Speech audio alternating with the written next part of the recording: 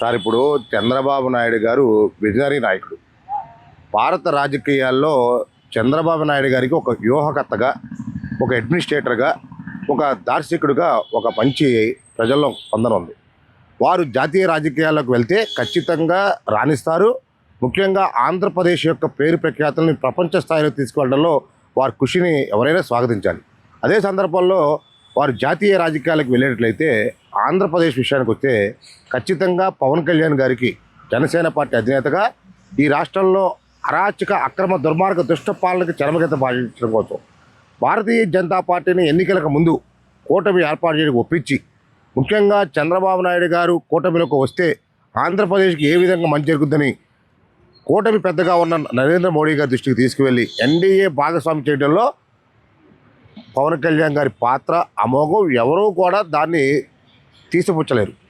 కాబట్టి మేము కూడా ఇవాళకి తెలియజేస్తాం, 15 సంవత్సరాల పాటు చంద్రబాబు నాయుడు గారి నాయకత్వంలో ఆంధ్రప్రదేశ్లో ఎన్డీఏ కూటమి, తెలుగుదేశం, జనసేన, బీజేపీ కూటమి ముందుకు వెళ్ళాలని పవన్ కళ్యాణ్ గారు ఆకాంక్షిస్తున్నమాట వాస్తవం. అదే సందర్భంలో పవన్ కళ్యాణ్ గారు ముఖ్యమంత్రి అవ్వాలనే కోరిక మాత్రం రూట్ లెవెల్లో నుంచి ఉన్న కార్యకర్తలకు కానీ, సామాన్య ప్రజలకు కానీ, పేద వర్గాల్లో ఉన్నమాట అత్యధికంగా ఉన్నమాట వాస్తవం. జాతీయ రాజకీయాల్లోనికి చంద్రబాబు నాయుడు గారు వెళ్ళేటట్లయితే పవన్ కళ్యాణ్ గారికి ఖచ్చితంగా ముఖ్యమంత్రి స్థానాన్ని అధిరోహించాలని ఒక ఆయన అభిమానిగా, జనసేన పార్టీ కార్యకర్తగా, ముఖ్యంగా పేద వర్గాల నుంచి వచ్చిన మాకు ఒక కోరికగా ఉంది. ఖచ్చితంగా పవన్ కళ్యాణ్ గారు అయితే బాగుంటుందని మేము ఆశిస్తాం. అనుభవం లేదు కదా పవన్ కళ్యాణ్ గారికి, ఉప ముఖ్యమంత్రిగా ఉండి లోకేష్ గారి సీఎం చేయాలనేది కొంతమంది చెప్తారు.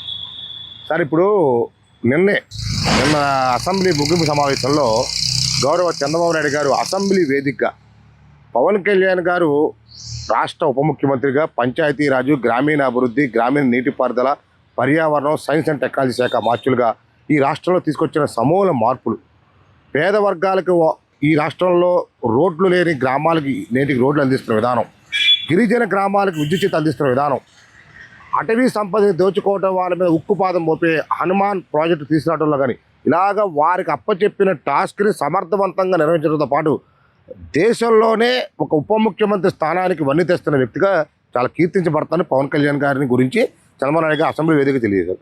అంటే అనుభవం అనేది 2 సంవత్సరాలు సరిపోతుందని మేము భావిస్తున్నాం. ఎందుకంటే ఈ 2 సంవత్సరాల కాలంలో అడ్మినిస్ట్రేషన్ ఏ విధంగా ఉంటుంది, పరిపాలన ఏ విధంగా చేయాలి, పేద వర్గాలకు ఏ విధంగా ముందుకు వెళ్ళాలని నిరూపించిన నాయకుడు పవన్ కళ్యాణ్ గారు. కాబట్టి వారిని ముఖ్యమంత్రిగా చేసుకోవాలని మీ సందర్భంగా కోరుతున్నాము. పవన్ కళ్యాణ్ గారు అయితే రాష్ట్రం సర్వముఖ అభివృద్ధి చెందుతుందని భావిస్తున్నాం.